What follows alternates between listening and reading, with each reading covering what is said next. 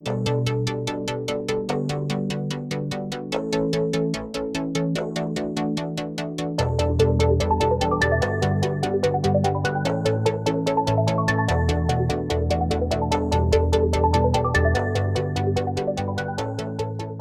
everyone to AIGA Atlanta Insider.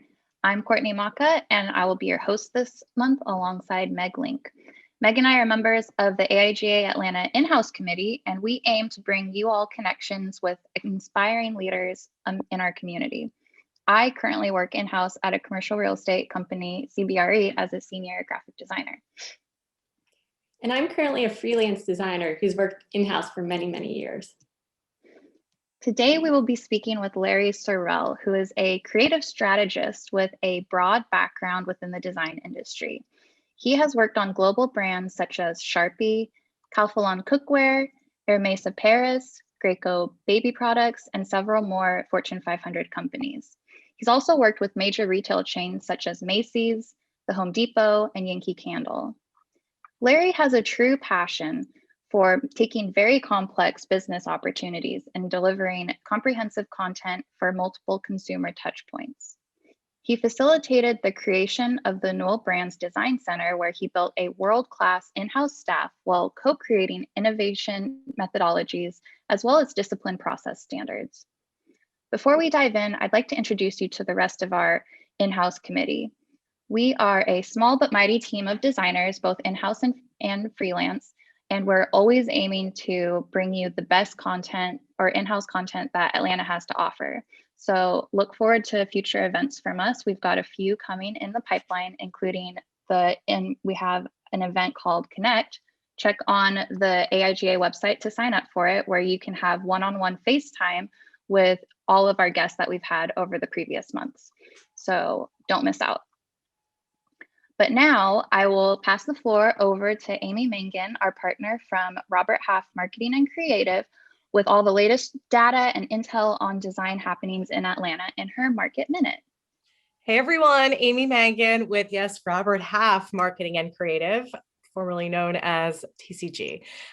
So I'm here to share some exciting co-branded research that we did, Robert Half did with AIGA, where we surveyed about 400 AIGA members, many of whom are in in-house creative positions, some are with agencies. And really we were just picking their brains on what their experience was in terms of looking for new roles, their career moves, and their experience at their current companies as well, and just various feedback. This is a larger bit of research that there's more to it, but I just picked out a few slides that I thought would be very interesting to the group today.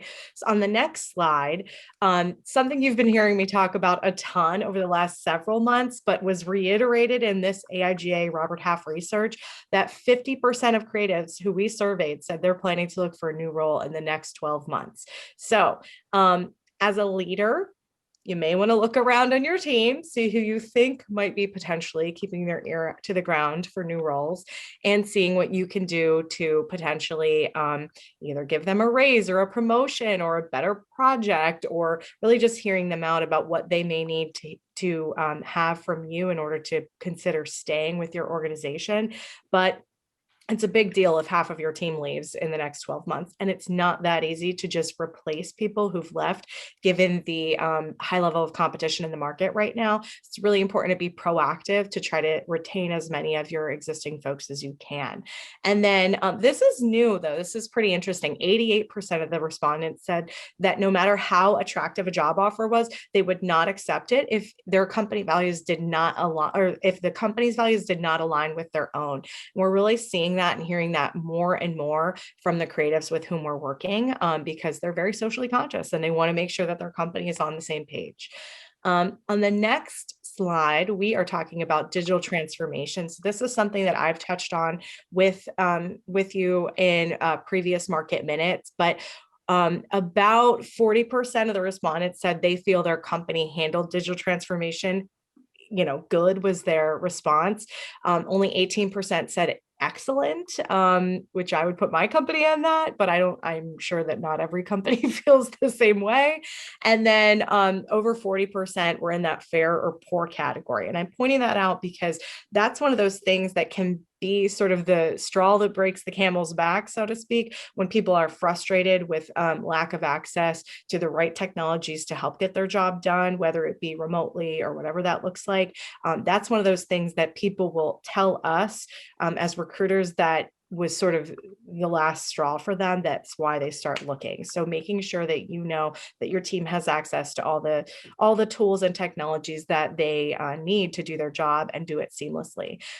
They did say that when they have that, they feel that it helps improve collaboration across teams and departments, that getting training to employees to make sure that they have access to all those technical skills is a big deal. And then also hiring additional full-time staff or freelancers to help plug in for various additional freelance needs or technical skills that they don't have access to in-house is an important factor in them being able to also make sure that the team is working seamlessly and that the digital transformation is really there. So that's that on that one. On the next slide, I thought it was very interesting, and a lot of the research goes in line with what we've been seeing and hearing from clients and candidates in the Atlanta market specifically. So 66% of the respondents said that they feel their work-life balance has greatly improved since working remotely and with no commute. And they also feel that they're able to manage their work and their personal obligations pretty seamlessly now. That was not the case initially. Obviously, there was a lot of craziness when people first went into working remotely, but I think a lot of that has been smoothed over. Many of the childcare and schooling issues have been resolved, and now people feel like they've got a good handle on both their life and their work. And about half of the respondents said that they feel that their work is being recognized and rewarded, even though they're fully remote. I thought this was interesting, though. Only 22% of people, and these are creatives who were responding to this AIGA Robert Half survey, said that they had a greater increase in enthusiasm for their work since being remote. I would have expected that to be a little higher, just mainly because of the fact that a lot of times when people have a better work-life balance and they're able to fit in time for their family, as well as any personal pet projects, which are things we talk about with our speakers frequently, that oftentimes you see people just have an increased enthusiasm for their regular work as well. So I don't know, that's sort of an interesting note. I would have expected that response to be higher. And then the next one, we're talking about where people want to work and how often they'd like to work, at home or in the office. So only 5 days a week, or only 8% of respondents said they'd like to work in the office 5 days a week.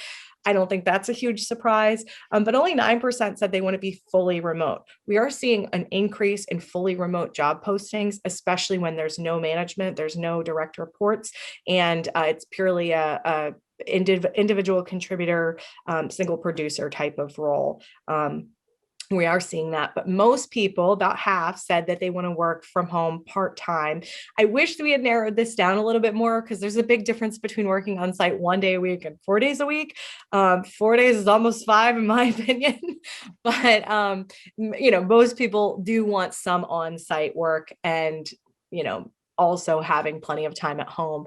And if you combine that with the folks who mainly want to work from home, so rarely go into the office, it's the bulk of the respondents. So I think what that says to leadership and people who are making decisions about what they're going to offer in terms of remote or hybrid work is that it's really difficult to attain and attract and retain the top talent in the market if you are forcing people to go on site 5 days a week. There's got to be some kind of hybrid allowance there, even for folks in management positions, because it's out there in most positions moving forward with a lot of the larger organizations. And to answer Brandon's question, so there were 400 people surveyed in leadership and individual contributor roles. They were members of AIGA in both in-house and in agencies. So yeah, so that's that. There's a lot more research here And it's a very interesting survey. So if you guys want to get in touch with me, my contact info is right there.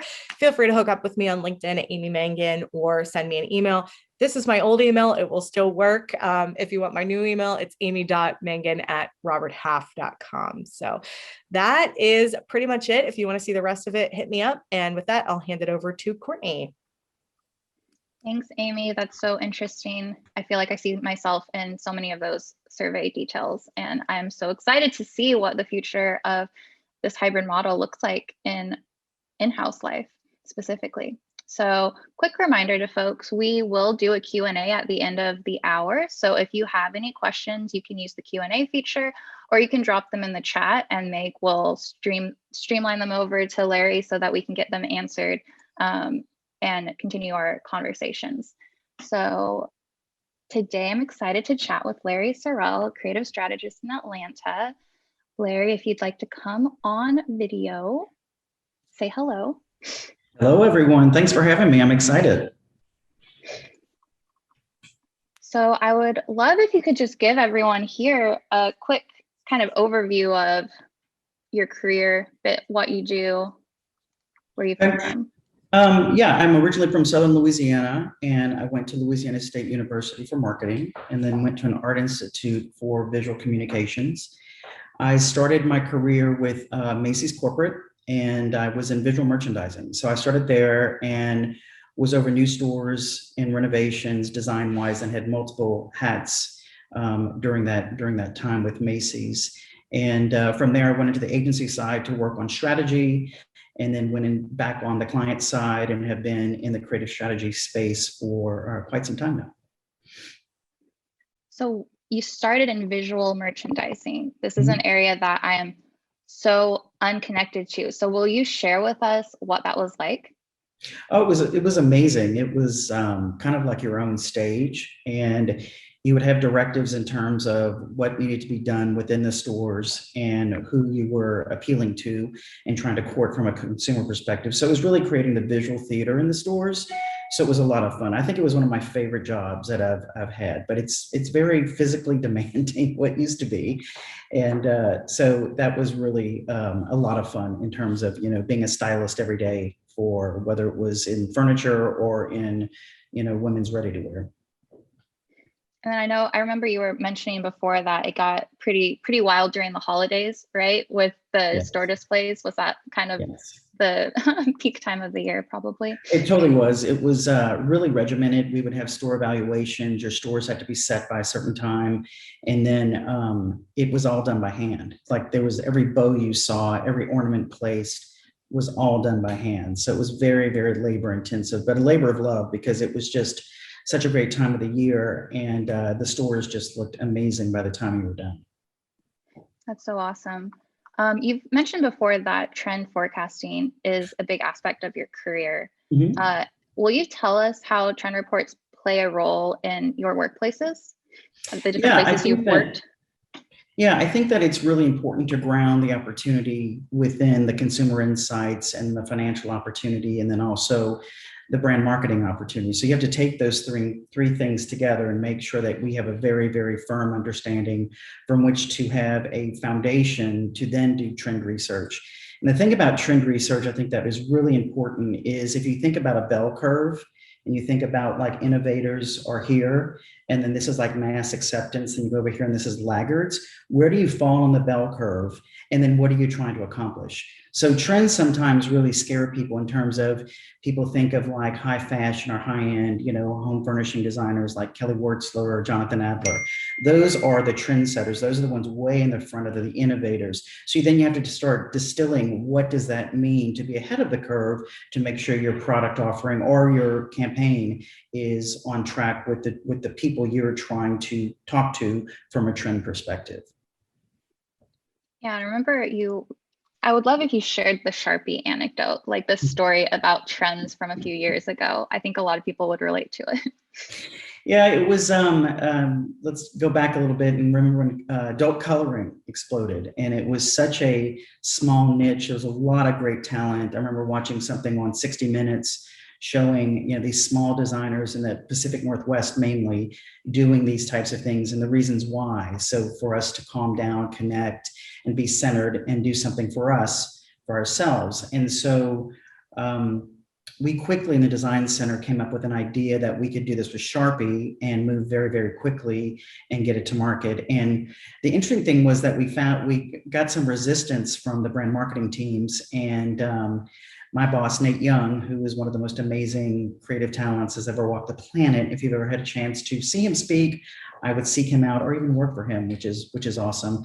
So he quickly helped, and we pulled it together and did a prototype and showed it what it could be. And it was a great exercise from verbal to visual. Some people have a hard time really grasping what you're trying to say. So if you can demonstrate visually, it really helped them. So we quickly moved and then expanded it to Prismacolor and Papermate as well, which was in the Newell Brands portfolio. So it was a big win. It was a big risk to kind of like go against what people were thinking that would be acceptable and not. And then it turned out to be quite a win for us. And Larry, I have a great question from Sam. She wants to know, what trend forecasting resources do you recommend? And do you have to constantly research trends or manage it project by project? Oh, that's a great question. My favorite is WGSN. I just think that it's just so well crafted, and you can, as a designer, we can all go down the rabbit holes. So I have to be careful when I'd be working in WGSN. And then what I've done in my methodologies and practices is that if you're doing something for home furnishings and you go back to that bell curve and you look at where your customer sits, you can work with coming up with trends for the year. So in home furnishings, you would have like a certain set. Then you can then drill down to subsets. If you wanted to do, like for Yankee Candle, we would do a lot of limited edition offerings for some of our bigger retailers. So then we'd look at, there's a big difference between, let's say, a Target and a Meijer, but they still wanted, trend-driven product. So you had to go back to the foundational home furnishing trends that worked for that brand, and then figure out where the opportunities within those subsets to create for those particular retailers. So I think once you get a good foundation, you should be able to leverage that and go back to it. It's not, I think if you start over each time, it can be very dangerous because you can go down that rabbit hole and come up with all kinds of different things that may really be counterintuitive to the foundation of the trend that you've already set. Oh, That's really fascinating. Thank you. Sure. Yeah, those sound like really great resources. Something that I wasn't familiar with, but has such an impact in all of the businesses that you've been involved with. So I'd like to shift slightly to a slightly different topic about teams. And I know that you're very passionate about leading and growing creative teams. So I'm curious, what do you strive for on your creative teams? I think the most important thing, creative, when you say even just graphic design, it's so broad. It can be everything from, packaging to in-store to digital. So it's a big, big, big field. So to me, it's really understanding. It's like my parents never really understood what I do. I don't even think they still do, but I would explain to them that the teams are like a mini UN, and you have to understand their language and their currency. So once you understand, it's a lot of sitting back, watching and listening and looking for those organic opportunities to really understand what they need and what they're looking for, because every creative is very different in the way that they work and the way that they think. That's a great answer. And when you're growing your team and you're hiring folks, what are you looking for in that person? We looked at Newell when we all got together and decided that we were going to have this big in-house design team, design center. We would look at, like we called it, the portfolio of three. So you look at what's their knowledge, what's their character, and what's the process. And with underneath there's a lot of subsets. So within talent, obviously you're looking at people that, they check the boxes, they know all the Adobe Suite things and that kind of thing. But that's part of it, right? And then when you get into the character, it's really about what are their professional ethics? What is their personhood? Really, who are they as a brand and what they want to accomplish? Then process, which is always kind of sticky with designers, Process really is to understand, how do you go from verbal to visual, and how do you make sure you have all the right stuff to build that foundation before you start building the house, whatever your deliverable is going to be. So very important to look at process. And process also is, we hear a lot about innovation and how can people do innovative things to grow their market share. Well, you have to have a very strict process to understand what that is. So it's very important that those three things are evident when you're hiring people, and then when you're coaching and counseling people as well. That's so great. I love that framework, the portfolio of three: talent, character, and process. Yeah, So it's a good one. Yeah. So when you've got your team, say it's at Newell or something, and now you've got these creatives within this in-house environment. And I know, so how do you bridge that gap between the design and creatives with the business side? You sort of use the description of left brain versus right brain. Yes, I always, it was interesting. I always had a passion for all the analytics in the strategy behind an opportunity. So when I went to the agency side, I was in account services. So I really got to dive deep with some really, really talented people. Then once I moved back to purely creative, it was really an opportunity to explain to people that if we don't understand the opportunity and are not meeting the sales objectives, we have no reason for being. So it's really understanding exactly what they're trying to accomplish from a financial perspective, and where do we have limitations, whether it's the cost of a package or it's the cost of just hand packing a product because the way it was designed, as opposed to totally inline on manufacturing run, that we don't have to have those extra costs. Now, as I would coach and counsel the teams, it was really just start with these three things. Start with understanding where they're coming from. Start to speak their language, because our language is different than the sales and the marketing people's language. And then really start forming a partnership, and then understand what is the sales objective from a dollar financial perspective as you go through the process. So grounding that early on to understand exactly those limitations. Then as you go through the process, you're constantly aware of that. And then you earn the trust with your partners that really are responsible for the sales performance. That's so important, building the partnership and the trust with those different folks. It does tie back to what you said, even about your team being the UN and learning the language and the currency. Yes. So you've touched on Newell a little bit, but I would love if you expanded on it. So apparently you mentioned executive leadership advocated really heavily for design at Newell Brands. Will you share more? Yes, it was really the first time in my career that I had a CEO say we're a design-led organization. Not once, but twice, but many, many times. But would help cultivate the culture to make sure that we were design-led. And what that meant was, it wasn't just in the space of, here I'm designing something and ta-da, here it is. It meant that everything that we just talked about is really understanding the cross-functional team aspect, and how do you all work together and come together and let people be the experts in their areas. So I think that was one big thing that I, for the first time in my career, had a leader saying that, but really it's one thing to say it, and it's one thing to then have the discipline and the action to support it. Yeah, you mentioned oh, sorry. Go ahead, Meg. Oh, I was just going to ask, and Larry, could you, since we're talking about your growth, can you just tell us a little bit about your networking strategies, and in particular, how did you start networking towards the beginning of your career? Yeah, at the beginning of my career, I did an internship with Saks and visual merchandising, and that's really changed a lot for me, because I thought, geez, they're going to pay me to do this. I thought it was just so much fun. And then from a networking perspective, I have an amazing father who is self-made and has had an amazing career. And he would bring us along to like business lunches when we were in college and things like that. But he would talk about them afterwards. And one of the things he always said was, networking is everything. It's definitely who you know.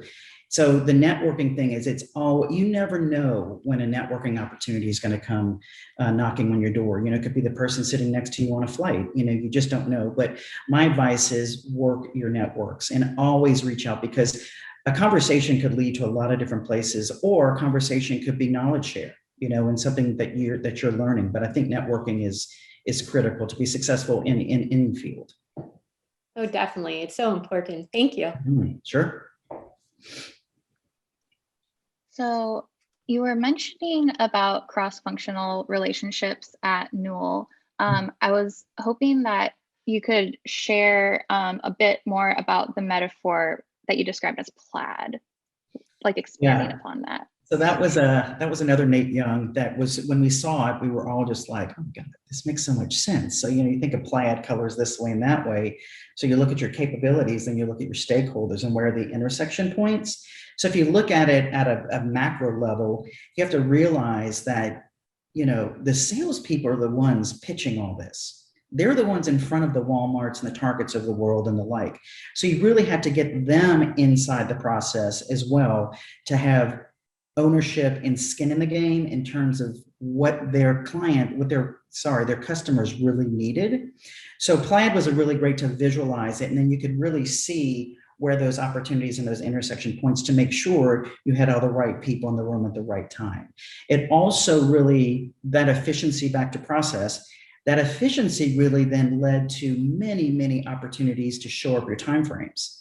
If you had the right people through the process at each review time, you had comprehensive feedback to understand how you were going to work to the next one. So, I think as designers, we dread the design round 14 and 15. And at Newell, we strive to have 3 to 4 design rounds to make sure that if you had everybody along the way, that theory did test out. Yeah, you've mentioned process a few times. I would love if you could share why it's so important in your career and something that you have as a consideration. You mentioned it as a part of what you look for in somebody who you're hiring for. So you can expand on process. I'm one of those weird right brain, left brain creatives. And I learned early on that if you take 5 minutes on the upfront, it's going to save you 5 hours on the back end.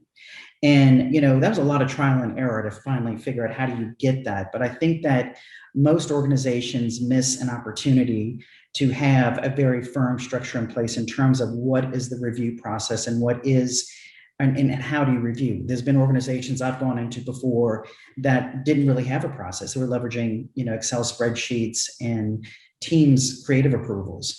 And once, I just kind of let the horse to water and said, if you use platforms like I love Workfront, it really, really helps you out because then you're gaining so much more time and so many more efficiencies. So a lot of times in the creative space, we are at the mercy of the retailers, but everybody is. Sales, everyone gets affected by that. And then we have to move very, very quickly. Well, if you have an established process, you can do that. I think what happens in previous experiences that we want to do it, we want to lean in and we want to make sure that we're getting that placement in the market. However, if you're rushing, chances are there's going to be a mistake. But if you have a firm process and something that's helping you get there, it really, really helps facilitate the end goal. And I bet it also prevents you from having to spin your wheels trying to reinvent the wheel every single time a new project comes up. Yes, getting that comprehensive feedback is critical. And then for like the longevity of your team, I would imagine that process is helpful too. Like as your team grows and changes. Absolutely. I mean, the best thing, one of the most rewarding things to me is to see designers grow and maybe leave the nest that you're in and go elsewhere, or they move up the ladder where you are. And I think that when you have that in place, when there's an exit or someone's promoted, even better, you have everything in place to where someone else can come in. Now, it's not, just wave a magic wand, but it's much easier to onboard someone if you have all the process in place as opposed to not. That's so great. Now, I'd love to go back to Newell Brands, and will you please share with us, you've referenced it a couple of times, what the Design Center is and how that came about? Oh man, the Design Center, what a treat. The leadership, Mike Polk was the CEO at the time. I can't say enough nice things about Mike Polk. And he and others had this vision that if we collapsed all the different brands and had centers of excellence, we could really be game changers in the marketplace. So the Design Center then was pitched as an idea to the board and then said, let's go do it. So within the Design Center, you have graphic design, big umbrella, and it's the bulk of the teams in the Design Center. Industrial designers who you're partnered with, the graphic designers are partnered with the industrial designers because they're doing all the heavy lifting from a product development perspective, but you definitely have synergies between the two.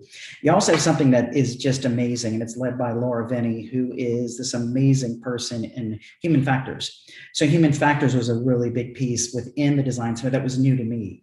You know, they had their own lab, they had their own section, and then within human factors, you had craftsmanship. So we had people that were actually tearing apart product to look at opportunities to further improve the product, whether it was a pen, whether it was a label maker, whether it was a piece of cookware. So you had that combination. Then we had a prototype shop.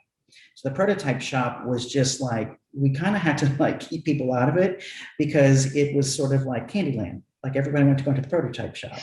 And then the other thing we had too was photography. So we had a modest photo studio in the design center as well. So that was kind of under one roof with also very important, I forgot, is the innovation team. So the innovation team, there was a dedicated team that just turned our processes and methodologies on our ears. So it was really, really innovative to how do you unpack an opportunity. Then they started realizing that these methodologies and approaches from a design thinking perspective could translate anywhere. So there was one opportunity within HR, there was some communication roadblocks, and they then took it upon themselves to reach out to the innovation team at the design center, then to how to unpack and how to then streamline their communication processes.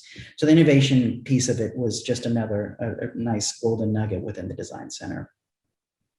That sounds like such a wonderful environment of collaboration and innovation and plaid come to life, I would say. Yeah, it really is the first place that I've seen it all come together so well. And Larry, can I ask you, this is a question from Liam. What were your biggest surprises moving from a functional design roles into strategy? I realized I was a frustrated strategist in that I could really then kind of like say, well, this is what I think, and this is what the data is telling us, and then go. So the big surprise for me was that I just thought that, well, then I'll just, work with the creative teams directly, and then, I'll, give them what we think we need and go on from there. So it was really, the big surprise was restraint on my part to really sit back and let the creative directors go off and do their thing. I became the guy that was like standing behind their shoulder, looking at their screen, like, what are you doing? What are you doing? So that was sort of, so interesting in terms of restraint. I have a big personality and quite the extrovert. So I've learned that, you need to throw it in neutral sometimes. So that was a key learning and when I made that transition. But the data piece is just, I have an insatiable appetite for, because I think that, again, it's back to that 5-minute, 5-hour thing. When you have all that, the wealth of data and you really understand it and your partners and you are speaking the same language, then you go off and start the design process. You're just, your success rate just went up exponentially. It sounds like a lot of fun. It's really interesting. Mm-hmm. So in the design center or in any of the places that you've worked before, I'm curious how did design work with copywriters typically? It's so interesting. It was one of the misses at the design center that we didn't have copywriting. So then it went into the marketing team. So you had marketers trying to be copywriters. But then, in the creative space, we talk about transferable skills, you had a lot of people as you're pitching and storytelling. Well, that's the same thing. You could take that and harness that and do copywriting. We just weren't really set up that way. Later on, as we started to, as Newell had purchased Jarden, I was then over all of Home Fragrances, which included Yankee Candle, which had copywriters. But you have to think of the different business model. They had physical brick and mortar, like over 600 stores, catalogs, direct mail. So there was really a need for copywriting. But I think that copywriting is a critical piece, that it's like the secret sauce. Because again, if you think about us storytelling and setting up the opportunity to unveil some creative, think about the consumer that's in picking up a magazine or seeing a piece of broadcast or video that is doing the same thing. But it was something that was corrected as I moved on in my career in terms of building teams to make sure that whoever my hiring manager was understood the critical need for copywriting. Yeah, it sounds like you've gathered a lot of what to do and what not to do and what's needed in the special sauce for this recipe of like a really effective creative team. Yes, I think that learning from your mistakes obviously is very valid, and then you have to have the humility to be able to do that, and no ego, and be very transparent about it and say, okay, then next time, you course correct as you go. But that was definitely a big learning for me. Yeah, it's so great. Always looking forward and moving forward. So Mhm. you mentioned transferable skills, and I know that transferable skills have enabled you to flourish in many different arenas across your Mhm. career, as we've listed them before. So Mhm. would you tell us more about that?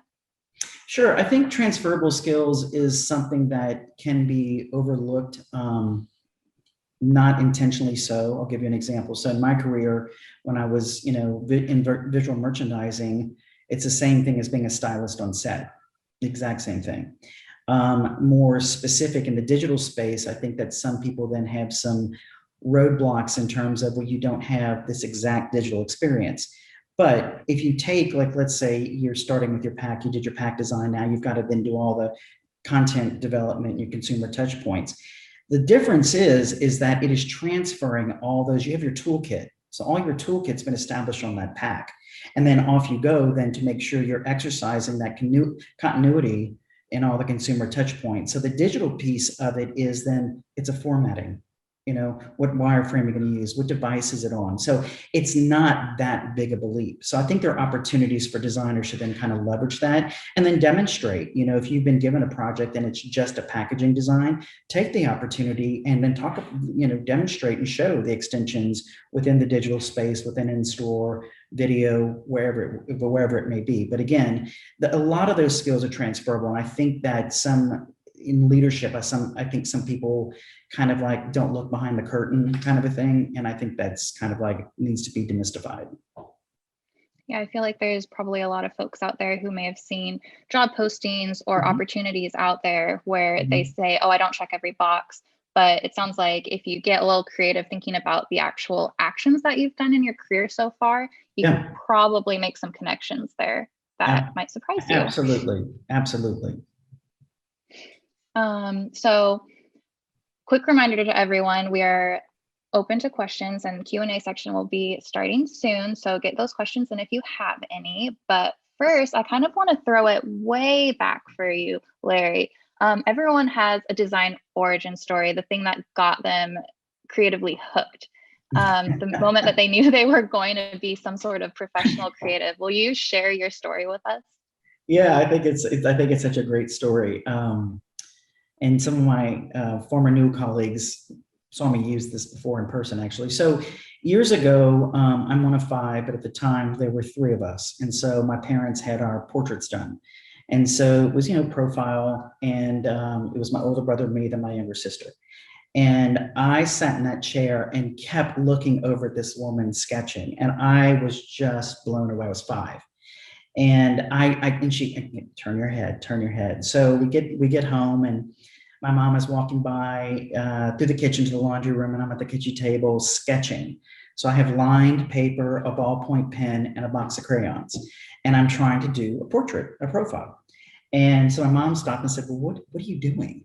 And I was like, "Well, I've got to do, these portraits. I definitely want to do this." And she's like, "Well, can't we get some paper without lines, perhaps?" And I was like, "Oh, do we have that?" So we did that. And then she was a doll, and, I had my final ones and showed her. And then she took it to be framed. We went to the frame shop together. Of course, I was picking out the biggest gold carved frame I could find. And she was like, "What about something a little bit more subtle?" So then I just always knew from then on, with the support of my mom and my grandmother, her mother, they were very creative and have excellent taste. So it's one of those things that you have to have that intuitive gift to be a really great designer. And some of those things can't be taught. You can learn some things, but you have to have a really, really, really strong intuitive talent. That's just a God-given gift. So from then on, I just knew, I knew early on I wanted to do something. Early going to college, I was like, I'm going to have my own clothing store. I'm going to do this, I'm going to do that. And, as you work and learn, you start to realize that there are other opportunities. I just thought it was like, that was one of the only options. But that definitely was my aha design moment, that I wanted to be in design. And you still have that painting? It's actually back there. It's the Oh, lower is it on one. the wall? Oh, It's on the wall. It's right there. That's pretty that good. I is didn't think I could be able to do that, but it's that over there. is that's so incredible. I love that full circle. And I would imagine that every time you see it, it's kind of a like, yes, I'm in the right career for me, going down the right Absolutely. path. Absolutely. I traveled with that thing to a Newell presentation, and they said, like, you could do a power, something that represented kind of your visual design story. And I just held it up as I spoke, because it was like, this is it. This is what I need. And I'm so thankful that I still have it. That's so great. Don't toss too many things when people are purging their houses. You never know what you might need. I'm a good purger, though. I am a good purger, I must say. So we have a question from John. He was wondering, you hadn't mentioned this role when you were describing your teams that you were on, but did you ever employ creative project managers to air traffic control deliverables and projects to make sure that folks stuck to established processes, or who was Yes. responsible for that? Shame on me for not saying that. That is, yes. And that there's a couple of organizations were like, well, we don't need that. Oh, you do. And you have some of the most talented people that have a passion for creative, but don't want to be in the fray, but they want to be involved. So definitely have always had project coordinators. And then what I've done in the past too, is make sure the coordinators are in lockstep with the project managers. So to make sure, because the project managers, like, you have 6 weeks to do design. They're not doing all the little bitty internal meetings, external meetings to make sure that everyone's on track. So those project coordinators are critical. That's great. I agree with that completely. It's so important to have.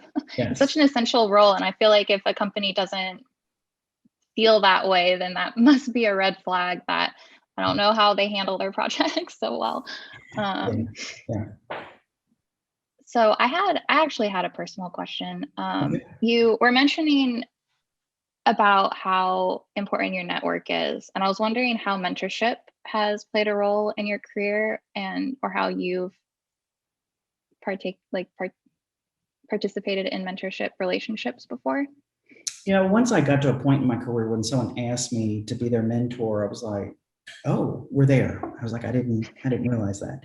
And so, I think that mentorship, again, is a very big umbrella. I've done structured, where we had like weekly check-ins and they had homework and we'd come back and discuss and then keep going based on what they were trying to accomplish. Then I love just the networking piece and just helping people. People need, to have a discussion around what's their next step. I had a call a couple of weeks ago with a designer I had worked with years ago, and she's in a spot where she's about to be promoted to the next level. And no one gives us a handbook in terms of how do you negotiate, how do you speak to that, how do you know what you want and what the organization wants, and where's that cross section. Foundationally, I always say that, if I can be a bigger asset to the organization in this role, that's fantastic. Tell me why. Like, how do we get there? So I think mentoring is a huge critical part to cultivating the next generation of talent.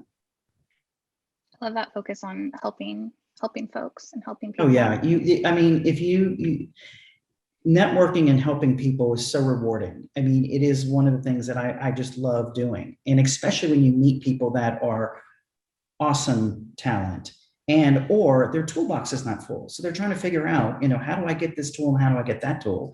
And I wish I would have had that I had it, but a different way. Mine was a lot of trial and error, because when I was coming up, there was just like a box to check. It wasn't this big field that a lot of things crossed over now. So you have a lot of cross-functional talent that's really, fantastic to see how they can go to school and all these specialized degrees. But I think that you still need that coaching and counseling and mentoring to get you through to where you want to be in your professional career. That's so true. What advice? So I'm curious. Oh, go ahead, Meg. I was to bridge off that. What advice do you have for any designers who are trying to expand their roles or move up in their careers? That's a great question. I think that, early on, I just would get settled in my role and then think about the next thing. So you start demonstrating those skill sets that you can do this, whether it's leadership. A lot of people, in the industry look at how many people have you managed.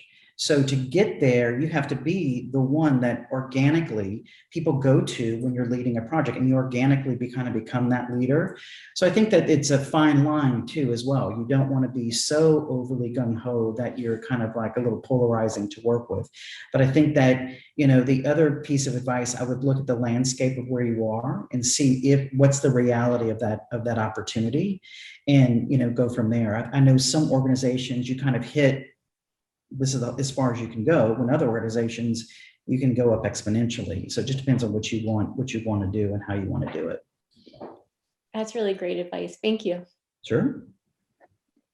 Jumping off of that, I'm curious, Larry, what are you looking for next as the next step in your career? Is there any realm you're interested in, or any sort of roles you're looking forward to tackling? It's been very interesting to kind of sit back and really think about what gets me excited. And what gets me excited is the A to Z. In the design world, we have a really unique space where we see it all the way through. And I love all the intricate pieces to that equation.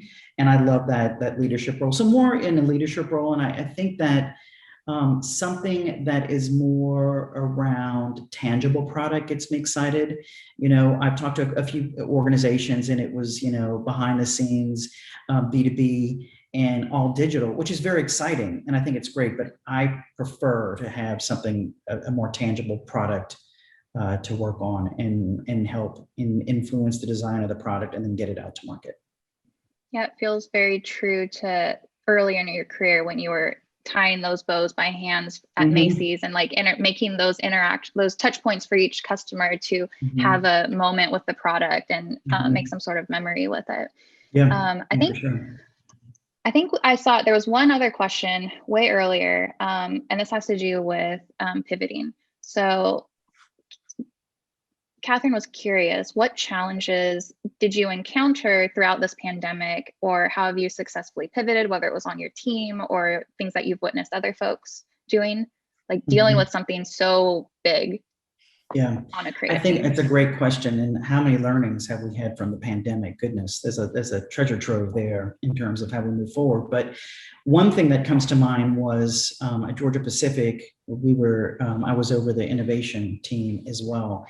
And so we had two in-house leaders that were amazing, Nick Vitucci and Ashley French. And we had all these sessions on the books. And so we had to quickly pivot, like, well, how do we continue to facilitate this not being person? So we found a platform that was very, very interactive, and that it worked like you would not believe. In fact, I think that there were so many learnings from it. You leave an innovation session, you're moving your big boards, and heaven forbid a Post-it fall off, one of the notes falls off. Well, all this is electronic. You can gather, you can store it, you can then rebuild another board. So that was one of the biggest learnings that we had, was that when people are thinking that you really have to be in person for something, you don't. You don't. And innovation is a big collaboration. Again, big cross-functional team coming from different areas of responsibility and what they're trying to accomplish. So it was really fantastic to come across that.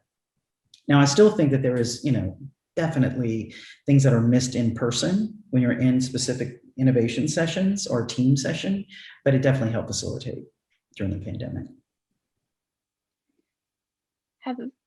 So we had a couple questions in the chat. Have there been times where you've taken a risk or taken a role or responsibility for the sake of growth, or have your career moves always been very strategic in terms of leveling up, like carefully?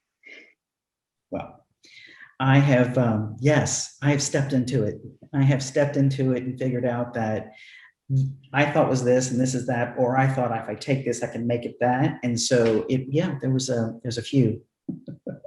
Yeah, I feel like taking a risk can really help you potentially grow or discover something new about yourself, right? I would imagine that would be the case. Yes, and I think that one of the roles specifically was a big operational role with Macy's. And I really didn't think it through, but I learned a lot. And my thing is, like, we have to win as a team. We have to deliver. So there's no way that we can fail. So, it's very uncomfortable, but all those cliches, you learn the most when you're the most uncomfortable. I definitely believe that. And what is your advice for a seasoned creative director who's currently freelance, but looking to get back into either in-house or an agency role? That is a tough one, because I think that, I'm just going to say it, that design is not an older man's sport or a very established man's sport.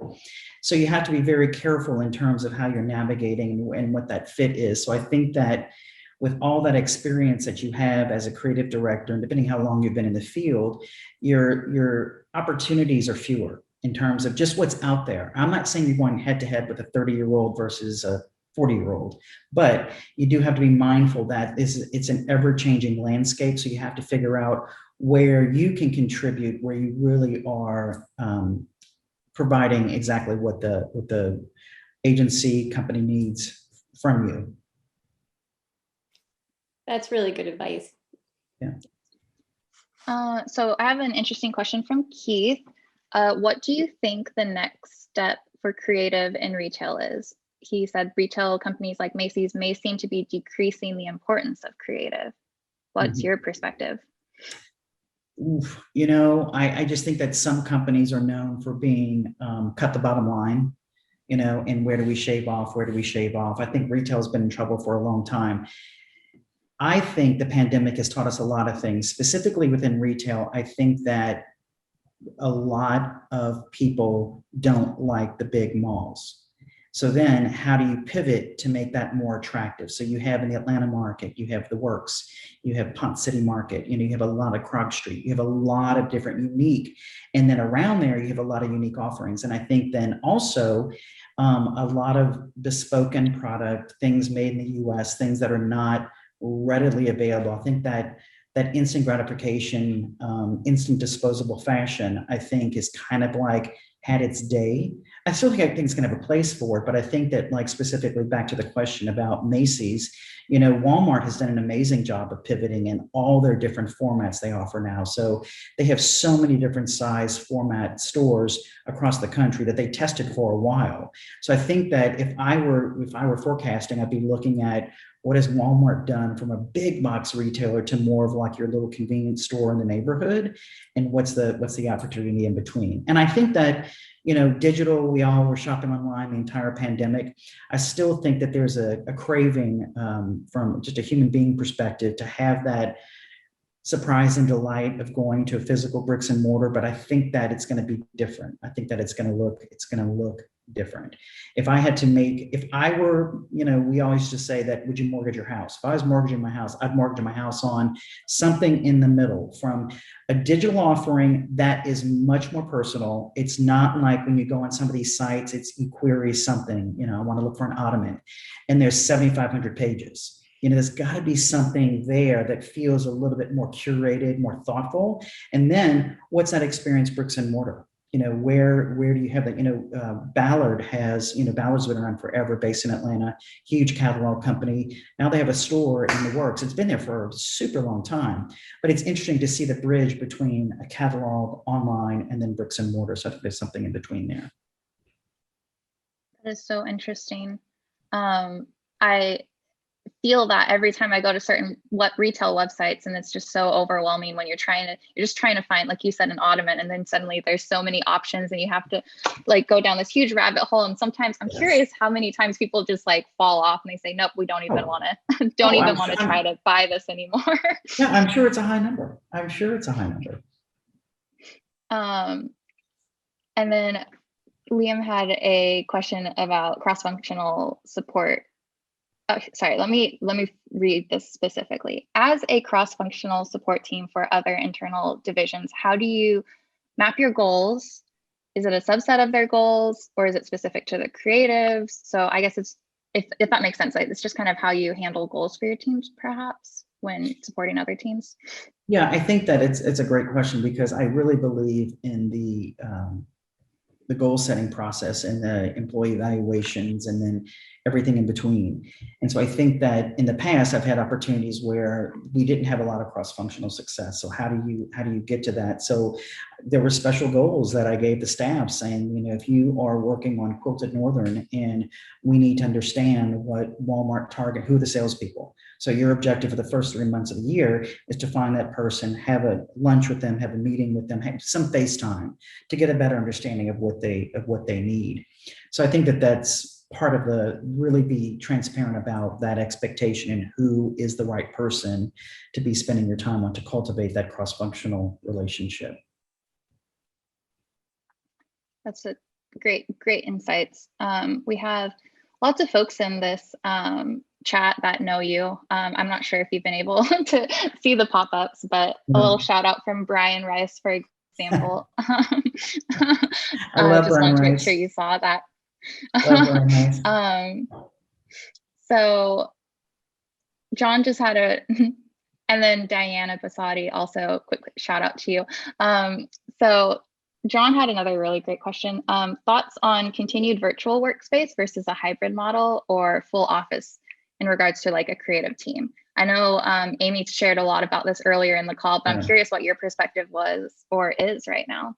I think it's a hybrid. I think there's something there, you know, some ex-coworkers at Georgia Pacific, some that are in more of a production role, if you will, but managing it or totally off-site now. Others are in 2-3 days a week. So I think there's an opportunity to have a hybrid. Now it depends on what the role is.